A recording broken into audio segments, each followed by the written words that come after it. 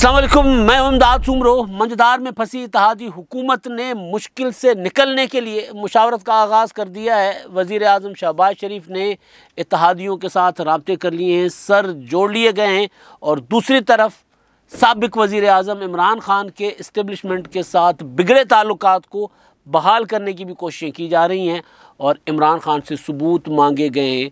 कत्ल की साजिश क्या है, किसने मंसूबा बनाया है और सबूत क्या हैं, वो सामने लाए जाएं ताकि कार्रवाई की जाए और मुल्क की सूरत हाल, ख़ास तौर पर महंगाई, डॉलर और बिजली की लोड शेडिंग और गर्मी में सताए चोलिस्तान, बलूचिस्तान और सिंध के इलाके, ये सारे मामलात हैं। तो आगाज़ मेरा ख़्याल है हम करते हैं इमरान खान साहब के जो ताल्लुकात बहाल करने की कोशिश की जा रही है, उस पर मैं बाद में आता हूँ। पहले वज़ीर आज़म शहबाज शरीफ साहब ने वापस आते ही अपना लंदन से यूएई से होते हुए वापस आए और वापस आते ही उन्होंने इत्तेहादियों के साथ मुशावरत शुरू कर दी है। मुत्तहिदा कौमी मूवमेंट वालों से मिले हैं, साबिक़ सदर आसिफ ज़रदारी, मौलाना फजल रहमान साहब के साथ उनकी मुशावरत हो रही है। और तमाम इत्तेहादियों को एक साथ बिठा कर वो ब्रीफिंग देंगे कि जी हालत है क्या, मुल्क किस तरफ जा रहा है और हम क्या क्या कर सकते हैं, क्या क्या ऑप्शंस हैं। और उसके लिए उन्होंने आज जो कौम को कम अज़ कम एक खुशखबरी तो नहीं, लेकिन कम अज़ कम ये है कि आज पेट्रोल महंगा होना था और मुसलसल ये खबरें आ रही थी कि जो पेट्रोल पर 47 रुपये और डीज़ल पर 86 रुपये की सब्सिडी है, वो अगर ख़त्म नहीं की जाएगी तो 100 अरब रुपए से भी ज़्यादा का बोझ हर महीने पड़ रहा है। तो मईशत ये बोझ नहीं उठा सकती। इस तरह की चीज़ें सामने आ रही थी, लिहाजा ख़दशा था ये कि हुकूमत पेट्रोल की कीमतें बढ़ाएगी। तो लोग परेशान थे कि ये कैसे, अगर पेट्रोलियम की कीमतें बढ़ जाएंगी, आटा पहले ही महंगा हो रहा है, हर चीज़ महंगी है, कोई चीज़ सस्ती होने का नाम नहीं ले रही। एक महीने से ज़्यादा इस हुकूमत को हो गया है, लेकिन अभी तक इस हुकूमत ने कोई ऐसा फ़ैसला नहीं किया सिवाय ऐलानात के। ज़ाहिर है अभी एक महीने में कोई अमली कदम तो नहीं हो सकते, लेकिन एक पॉलिसी दी है हुकूमत ने कि जी चीनी 70 रुपये जो है वो मिलों को कहा पाबंद किया जाएगा कि चीनी 70 रुपये की बेचें, आटा सस्ता किया जाएगा, लेकिन उस पर ग्राउंड पर उसका भी असर आना शुरू नहीं हुआ। लेकिन अब हुकूमत लग रहा है कि जो बैठ कर फैसले करने जा रही है और उन फैसलों में जो पेट्रोल की कीमतें उन्होंने नहीं कम की, तो ये बड़ा पॉपुलर फैसला था। IMF चाह रहा है कि जी आप अपना पेट्रोलियम की कीमतें जो हैं वो बढ़ाएं। हुकूमत ने, साबिका हुकूमत ने जो मुआहदा किया था सब्सिडीज़ ख़त्म करने का, और जहाँ जहाँ उन्होंने फिस्कल स्पेस जो है वो जनरेट करने का वादा किया था, ज़ाहिर है वो सारा महंगाई करके ही होना था। तो उस पर आपने अमल दरामद करना है, तो कर फिर हमारे पास दोबारा वापस आ जाएं। तो अब दोबारा वो मिफ्ता इस्माइल साहब ने कहा कि जी हम जाएंगे IMF के पास और उनको बताएंगे अपने ऑप्शंस कि हम क्या क्या कर सकते हैं। लेकिन फौरी तौर पर यह हुआ है कि हुकूमत ने पेट्रोलियम मसनूआत की कीमतें ना बढ़ाने का फ़ैसला किया है। और शहबाज शरीफ जो UAE से वापस आए, पहले लंदन थे और लंदन से वापस पर UAE पहुँचे और आज सुबह पाकिस्तान पहुँचे हैं, इस्लामाबाद। तो उन्होंने इत्तेहादियों के साथ मुशावरत शुरू कर दी है। मुत्तहिदा कौमी मूवमेंट के वहाँ गए, उनसे मुलाकात की, खालिद मकबूल सिद्दीकी और मुत्तहिदा कौमी मूवमेंट के दीगर कायदीन से, और बाकी अपने जो इत्तेहादी हैं साबिक़ सदर आसिफ ज़रदारी, मौलाना फजल रहमान, और उनके साथ भी मुशावरत कर रहे हैं। तो अब मुशावरत में ये हो रहा है कि जी करना क्या है, हमने जाना किस तरफ है। हालात जो हैं वो इधर अपना आ गए और इधर खाई है, किस तरफ जाए, एक तरफ कुआं एक तरफ खाई, यूँ कह लीजिए। तो एक तरफ गड्ढा एक तरफ खाई, तो किस तरफ जाएं। महंगाई करते हैं तो आवाम की बेचैनी बढ़ जाएगी, आवाम का गुस्सा बढ़ जाएगा। और हम तो ये कह कर आए थे कि इमरान खान बेड़ा गर्क कर रहा है और इमरान खान तबाही कर रहा है, गरीबों का कोई ख्याल नहीं कर रहा और मईशत का बेड़ा गर्क किए जा रहा है इमरान खान, हम तो ये कह कर आए थे। और अब हम भी आकर अगर लोगों को रिलीफ ना दें, और वो भी 1 साल सवा साल की हुकूमत के दौरान, और फिर इंतखाबात में जाना हो, तो क्या फिर किस तरह मुल्क चलाया जाए। मईशत को संभाला जा सकता है कीमतें बढ़ाकर, तो कीमतें बढ़ाते हैं तो अवाम नहीं संभाले जाएगी, कौम की सपोर्ट नहीं रहेगी, लोगों का गुस्सा जो इमरान खान के ऊपर था वो सारा का सारा हमारे ऊपर आ जाएगा। वो जो मरीम नवाज़ साहिबा मुसलसल कह रही हैं कि जी हमें इमरान खान का जो गलाजत का और गंदगी का टोकरा है उसकी कारकर्दगी का, हमने वो नहीं उठाना। वो यही है कि जी आपने अपना महंगाई करनी है, पेट्रोलियम की कीमतें, वो जो इमरान खान साहब फ्रीज़ कर गए थे वो उनको अपना फ्रीज़ ही रखना है या बढ़ाना है, बढ़ाते हैं तो फिर आप फंसते हैं।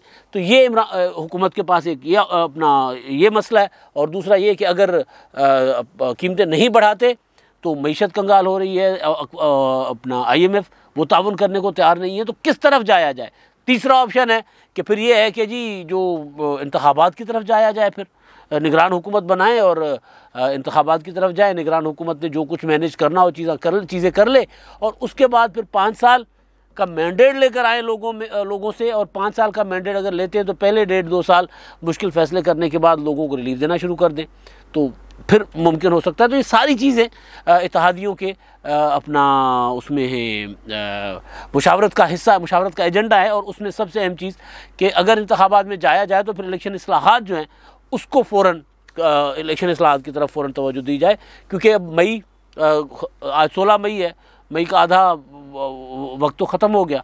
अब उसके बाद जून में बजट देना है, तो जो कुछ करना है जून से पहले। और इमरान खान ने 31 मई की तारीख भी इसी वजह से दी थी कि ये फंस गए हुए हैं, तो 31 मई की तारीख देकर अगर वो हुकूमत बजट पेश नहीं करती और उससे पहले इंतखाबात की तरफ चली जाती है तो ये कहा जाएगा कि जी मैंने हुकूमत पर दबाव डाला और दबाव बढ़ा दिया। असल में इमरान खान का दबाव नहीं है, दबाव है मईशत का, दबाव है लोगों का कि रिलीफ दो, रिलीफ नहीं दे पा रहे तो क्यों आए हो, फिर निकल जाओ। तो ये दबाव हुकूमत के ऊपर है, जिसकी वजह से वज़ीर आज़म शहबाज शरीफ साहब जो है पहले लंदन गए, वहाँ पर अपने जो उनकी जमात के ताहयात कायद हैं उनकी ज़रा अपना मुशावरत की, उनसे रहनुमाई ली। और अब आसिफ जरदारी साहब जिन्होंने कुछ दिन पहले प्रेस कॉन्फ्रेंस करके कहा था कि जी तगड़े रहना, कोई मसला नहीं है, निकल जाएंगे इस सूरत हाल से, घबराना नहीं, परेशान नहीं होना। मैंने नवाज शरीफ साहब को फ़ोन करके समझा दिया है कि हम कर लेंगे, हमारे पास ऑप्शंस मौजूद हैं। तो शहबाज शरीफ साहब और आसिफ जरदारी की जो मुलाकात होगी उसमें वो ऑप्शंस पर गौर होगा कि जी क्या करना है, क्योंकि आसिफ जरदारी इस्लाहात के बगैर इंतखाबात में नहीं जाना चाह रहे। पीपल्स पार्टी के अंदर भी एक काफ़ी तादाद में जोमा जो हैं वो मौजूद हैं, जो अकाबरीन जो कह रहे हैं कि नहीं हमें इंतखाबात की तरफ फ़ौरन जाना चाहिए, लेकिन आसिफ जरदारी नहीं मान रहे फ़ौरन इंतखाबात के लिए। तो ये जो सूरत हाल है इस पर सारा कुछ होगा, जो आसिफ जरदारी साहब के पास मंसूबा है कि किस तरह मईशत को बेहतर किया जा सकता है, उस मंसूबे पर भी होगी बात। अब अगला मामला जो है वो है डॉलर। ज़ाहिर है डॉलर इसी के साथ जुड़ा हुआ है ना, डॉलर 194 पे आज चला गया हुआ है और उसका असर बराह रास्त हर चीज़ पर आ रहा है, हर एक चीज़ महंगी हो रही है, डॉलर ऊपर जा रहा है तो ज़ाहिर है हमारे कर्ज़े वो बढ़ रहे हैं, कर्ज़े बढ़ रहे हैं, पेट्रोलियम की कीमत हमें मज़ीद बढ़ानी पड़ेगी, बिजली की कीमत मज़ीद बढ़ानी पड़ेगी, आटा, घी, चावल, हर चीज़ की कीमत जो है वो बढ़ेगी। इसका मतलब है कि पाकिस्तान मज़ीद अपना मुआशी बदहाली का शिकार होगा अगर डॉलर ऊपर जाएगा। तो डॉलर भी हुकूमत से कंट्रोल नहीं हो पा रहा, कंट्रोल होगा कैसे? ज़ाहिर हुकूमत ने कोई फ़ैसला किया नहीं, अभी तक कोई पॉलिसी साजी नहीं की। और सबसे बड़ा मसला सबसे बड़े सूबे पंजाब का, पंजाब में अभी तक हुकूमत ही नहीं है, पंजाब में वज़ीर आला हैं सिर्फ, और वही अपना जो कुछ कर रहे हैं वही कुछ कर रहे हैं। और पंजाब की हालात आप देख लें कि चोलिस्तान में जो कुछ हो रहा है वहाँ पर प्राइवेट लोग जो है वो टैंकर लेकर पहुँचे हुए हैं, लेकिन हुकूमत की उस तरह वहाँ पर जो नज़र आनी चाहिए, क्योंकि हुकूमत है ही नहीं ना। वज़ीर आला हमज़ा शहबाज है, अकेले वो क्या करेंगे, कोई वज़ीर नहीं है, कोई मतलब एक गैर यकीनी की अजीब व गरीब किस्म की कैफियत है। अगर पंजाब नहीं संभलेगा तो पाकिस्तान ज़ाहिर है नहीं संभलेगा। तो पंजाब में चोलिस्तान, और चोलिस्तान का मसला मतलब एक मैं मिसाल दे रहा हूँ, चोलिस्तान का मसला संगीन है, लेकिन पंजाब में इस तरह नहीं हुआ करता था।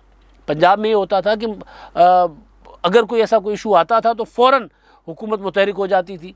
अब हुकूमत है नहीं तो मुतहरिक कैसे हो? हुकूमत को तो ऐवान सदर से और अपना साबिक गवर्नर ने जिस तरह और स्पीकर हाउस से इस तरह जकड़ा हुआ है कि हुकूमत काम नहीं कर पा रही। तो ये पंजाब का बहरान मरकज़ के बहरान को मज़ीद संगीन कर रहा है।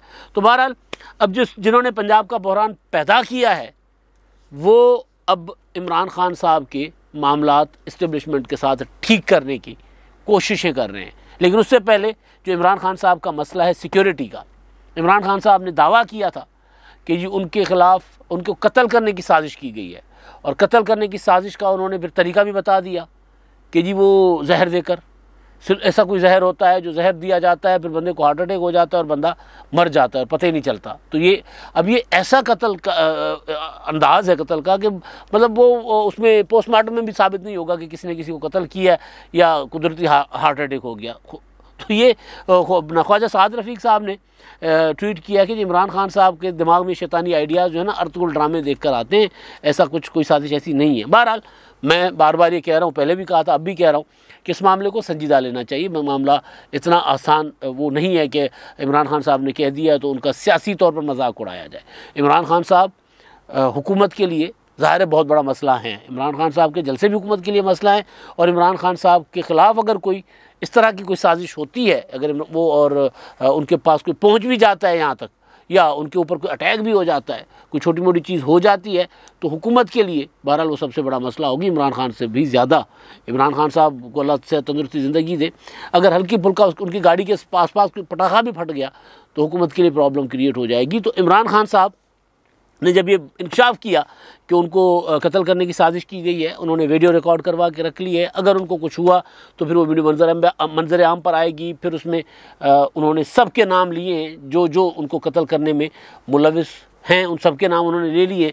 तो वज़ीर दाखिला राना सनाउल्लाह साहब ने इस मामले पर इमरान खान साहब को कहा है कि जी आप सबूत दे दें, हम अदालती कमीशन बना देते हैं।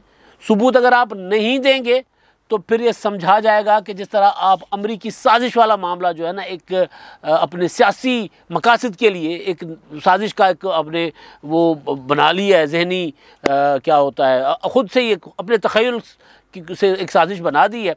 तो फिर इसी तरह ये समझा जाएगा कि आप ये मामला भी झूठ बोल रहे हैं कि मुझे कत्ल करने की साजिश की जा रही है। अगर आप वाकई आपके ख़िलाफ़ कोई साजिश है और हम चाहते हैं कि आपका दिफा आपको तहफ़्फ़ुज़ फराहम किया जाए, और हम चाहते हैं, तो लिहाजा आप हमें सबूत फराहम करें। सबूत फराहम करने के बगैर वज़ारत दाखिला हुकूमत आपको उस तरह तहफ़्फ़ुज़ फराहम नहीं कर सकेगी। क्या तहफ़्फ़ुज़, किस तरह तहफ़्फ़ुज़ फराहम किया जाए, क्या साजिश है, कौन उसके पीछे है, कौन उसमें मुलविस हैं, ताकि फिर उसी अकॉर्डिंगली आपको तहफ़्फ़ुज़ दिया जाए। होता भी यही है कि जी मुझे फ़लाँ से ख़तरा है मेरी जान को, तो लिहाजा मुझे तहफ़्फ़ुज़ फराहम किया जाए, तो उसके बाद फिर चीज़ें कर भी दी जाती हैं, इक़दाम उठा भी लिए जाते हैं।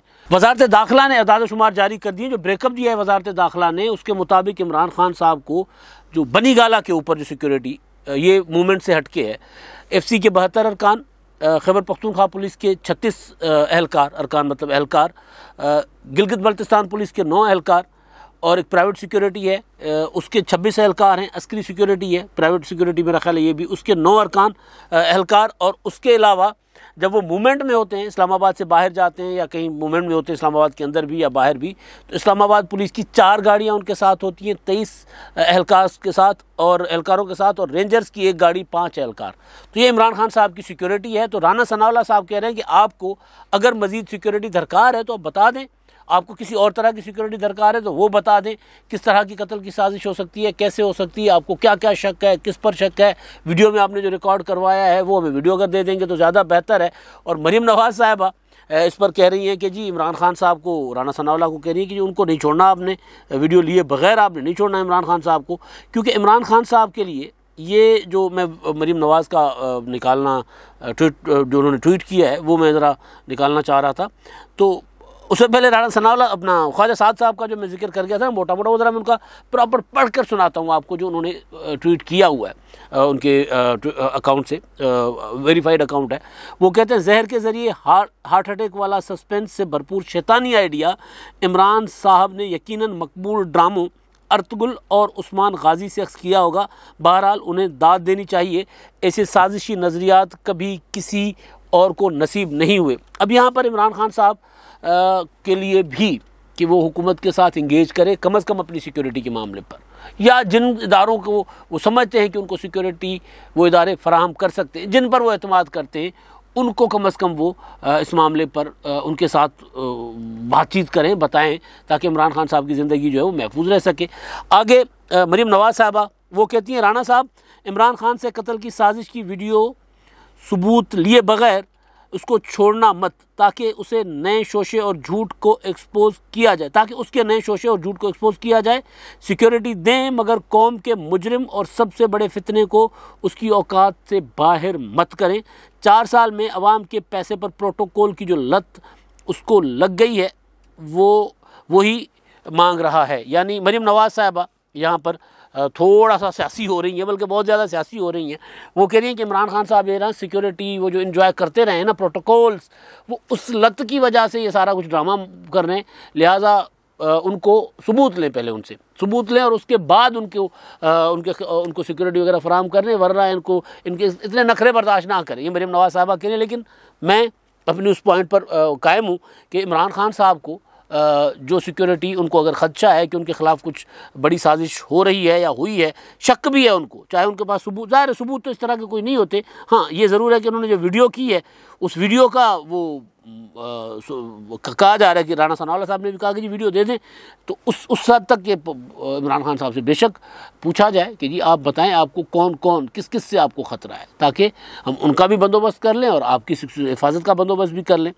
राणा सनाउल्लाह साहब ने जो वजारत दाखिला से बयान जारी करवाया उसमें वो कहते हैं कि वजारत दाखिला के अहकामात की रोशनी में साबिक वज़ीर आज़म इमरान खान को फूल प्रूफ सिक्योरिटी यकीनी बनाई गई है। पुलिस और दीगर कानून नाफिज करने वाले इदारों को साबिक वज़ीर आज़म के लिए मुकर्रर सिक्योरिटी फोर्सेस की तैनाती पर मुकम्मल अमल दरामद किया गया है। वो कहते हैं कि इमरान खान साहब जो हैं वो बताएं, स्पेसिफिक होकर बताएं कि उनको कहाँ किससे ख़तरा है, तो ये और फिर वो चीज़ें फराम करें, वरना फिर ये ऐसे ही होगा जैसे उनका वो जो था अमरीकी साजिश वाला ड्रामा। ये तो हो गया मामला इमरान खान साहब की सिक्योरिटी का। अब अगला जो मामला है वो है बड़ा दिलचस्प। वो इमरान खान साहब उन्होंने कहा था कि जी मैंने फ़ोन ब्लॉक कर दिए हैं। किसके ब्लॉक किए? इस्टेब्लिशमेंट के। पहले सहाफ़ियों के साथ जो बंद कमरे की गपशप थी, गैर रस्मी गुफ्तगू, उसमें उन्होंने कहा, फिर जलसों में कहा कि जी वो मैंने न्यूट्रल को बता दिया था और अब मैंने उनके जो इस्टेब्लिशमेंट के नंबर बंद कर दिए। न्यूट्रल को क्या बताया था कि मेरे ख़िलाफ़ साजिश हो रही है, अब मैंने उनके नंबर बंद कर दिए, ब्लॉक कर दिए वो नंबर। तो अब कहानी ये है कि इमरान खान साहब के इत्तेहादी हैं परवेज़ इलाही साहब, हम तो डूबे हैं सनम तुमको भी ले डूबेंगे वाली कहानी उनके साथ हुई है। इमरान खान ख़ुद तो डूब रहे थे, इनको भी डुबो दिया। तो अब वो ये कह रहे हैं कि इमरान खान साहब की अमरीकी साजिश वाली जो बात है ना, हमारे दोस्त Asad Shoaib voice of America में उन्होंने उनका इंटरव्यू किया है परवेज़ इलाही साहब का, उसमें एक तो अमरीकी साजिश वाला सवाल था कि इमरान खान कह रहे हैं कि जी मेरे ख़िलाफ़ अमरीकी साजिश हुई है और इस्टेब्लिशमेंट पर भी इल्ज़ाम लगाते हैं। तो वो कहते हैं जी इस तरह की बातें करना मुनासिब नहीं है, ऐसी बातें जिससे नुकसान ज़्यादा हो नफ़ा कम हो ऐसी बात नहीं करनी चाहिए। यानी वो इमरान खान साहब का बयानिया अवाम में जो बेचना चाह रहे हैं वो इत्तेहादी भी नहीं ख़रीद रहे। इत्तेहादी भी वो जो इस वक्त इमरान खान साहब के बग़ैर उनका चारा ही नहीं है, या वो जिस हद तक, क्योंकि मुस्लिम लीग नून के ख़िलाफ़ जिस हद तक वो चले गए, वज़ारत आला उन्होंने लिख कर दे दी कि जी आप ले लें, उसके बावजूद वो बनी गाला चले गए और इमरान खान साहब से हाथ मिलाया तो मट्टी हो गए, कुछ भी नहीं बचा ना उनका। अब वो रो पीट रहे हैं, अब उनका जो सियासत है वो तक उस पर सवाल निशान बने हुए चौधरी ख़ानदान की सियासत पर कि उनकी सियासत क्या होगी, कैसे होगी। बल्कि उसका जो दिलचस्प मामला था कि जो लोग परवेज़ इलाही साहब को छोड़कर वज़ीर बन गए, कहते नहीं वो भी मेरे साथ हैं, आ जाएंगे वापस, वो मेरे साथ हैं। तो बहरहाल तो परवेज़ इलाही साहब इमरान खान साहब का ये बयानिया नहीं मान रहे, लेकिन वो जो इमरान खान साहब रोज़ाना की बुनियाद पर इस्टेब्लिशमेंट पर अटैक कर रहे हैं, हमले कर रहे हैं, उस पर उन्होंने इमरान खान साहब के लिए कहा कि वो इमरान खान साहब की मदद कर रहे हैं। और उस पर जो इमरान खान साहब ने कहा ना कि मैंने नंबर ब्लॉक कर दिए, तो उन्होंने कहा इस तरह की बातें नहीं करनी चाहिए। हम कोशिश ये कर रहे हैं कि इमरान खान साहब के इस्टेब्लिशमेंट के साथ जो ताल्लुकात हैं वो बेहतर हों। उसलिए बेहतर ये है कि इमरान खान साहब जो हैं पहले, यानी ताल्लुकात बहाल हो, और बेहतर ये है कि इमरान खान साहब जो हैं वो इस्टेब्लिशमेंट पर हमला करने के बजाय वो हिट करें अपने सियासी मुखालफीन को। तो इमरान खान साहब ने शेख रशीद साहब के ज़रिए भी पूरी कोशिश की हुई थी कि किसी तरह उनका मामला बन जाए। वो जो कह रहे थे कि जी मुझे इंतखाबात दिलवाएं, 31 मई तक इंतखाबात दिलवाएं, 31 मई तक इंतखाबात दिलवाएं, तो उनकी तारीख दिलवाएं। तो वो शेख रशीद साहब ने उनके लबो लहजे से नज़र आ रहा है कि वो मायूस हो गए। बल्कि DGISPR ने TV पर आकर कह दिया कि जी हमसे इंतखाबात की बात ना करें, हमसे इंतखाबात सियासत में मुदाखलत की हमें दावतें मत दें, अपना जाकर काम करें। तो उसके बाद शेख रशीद साहब ने कहा कि जी अब नेशनल सिक्योरिटी कमेटी में बैठ कर ये फ़ैसला किया जाए, निगरान हुकूमत का और इंतखाबात का फ़ैसला किया जाए। यानी बराह रास्त अब फ़ौज को नहीं कह रहे, नेशनल सिक्योरिटी कमेटी ज़ाहिर है वज़ीर आज़म के ज़ेर सदारत वो उसका इजलास होता है। तो उधर से मायूसी होने के बाद इधर इमरान खान साहब ने इनको काम पे लगाया हुआ है कि जी आप ज़रा कोई आपके ताल्लुकात पुराने हैं हमसे, और आप तो ज़ाहिर है कभी भी आपने कभी उनके साथ बिगाड़ी नहीं है। जब आपने बिगाड़ी नहीं है तो आप हालात बेहतर कर सकते, ताल्लुकात बेहतर कर सकते, लिहाजा अब आप कोशिश करें। इस पर जो मरीम नवाज़ साहिबा की बात मुझे याद आ गई कि मरीम साहिबा ने कहा था कि जी इमरान खान ने नंबर ब्लॉक नहीं किए, इमरान खान के नंबर ब्लॉक हो गए। अभी सवाल तो ये है कि मरीम नवाज़ साहब को किसने बताया कि अगलों ने इमरान खान के नंबर ब्लॉक कर दिए हुए हैं, लेकिन नज़र ये आ रहा है इमरान खान साहब का जो अंदाज़ सियासत है, बहुत बड़े इल्ज़ाम लगाते हैं, फिर पीछे हट जाते हैं, फिर उधर से पैगाम भेजते हैं कि जी मामला ठीक कर लें। तो अब इमरान खान साहब जो एक तरफ अमरीकी साजिश, अपने कत्ल की साजिश, इस्टेब्लिशमेंट उसमें मुलविस है, मीर जाफ़र मीर सादिक का तारुफ करवाते फिर रहे हैं कि वो कौन है, और दूसरी तरफ अपने इत्तेहादियों के ज़रिए वो ये कोशिश में भी लगे हुए हैं कि उनके मामला दोबारा ठीक हो जाएं और उनको दोबारा इक़्तिदार में लाया जाए। इस बात के लिए, यानी ये जो एक अवाम में तासुर देने के लिए कि जी मैं फतेहाब हो रहा हूँ, एक और प्रोपेगेंडा भी मुसलसल किया जा रहा है, चलाया जा रहा है कि जी इंतखाबात बस अगले 48 घंटों में हुकूमत टूट जाएगी, असम्बलियाँ टूट जाएंगी, इंतखाबात आ जाएंगे। ये अगर असम्बलियाँ टूटती हैं, इंतखाबात की तरफ मामला जाते हैं, तो इमरान खान का दबाव, मैं बार बार कह रहा हूँ, वो नहीं होगा। असल चीज़ है मुआशी दबाव, बदहाली कि हुकूमत इस मुआशी बदहाली में जो इमरान खान दे गए हैं तोहफे में, उस मुआशी बदहाली को साल सवा में ठीक कर पाती है। जो सोच कर ये आए थे वो मुमकिन है कि नहीं। अगर उनको लगेगा कि मुमकिन नहीं है तो फिर हुकूमत इंतखाबात की तरफ जा सकती है। तो इमरान खान ये कर रहे हैं कि एक तरफ दबाव डाल रहे हैं, जलसों में नाम भी ले रहे हैं, तारुफ भी करवा रहे हैं, और दूसरी तरफ अपने इत्तेहादियों के ज़रिए पैगामात भी भेज रहे हैं। एक इत्तेहादी बचे उनके साथ शेख रशीद, एक इत्तेहादी बचे उनके पास परवेज़ इलाही साहब, तो उनके ज़रिए पैगामात भेज रहे हैं कि यार इतना भी क्या हो गया, मैं हूँ ना, मुझे वापस लाएँ और मिलकर चलते हैं। अब तक के लिए इतना ही। अल्लाह हाफ़िज़।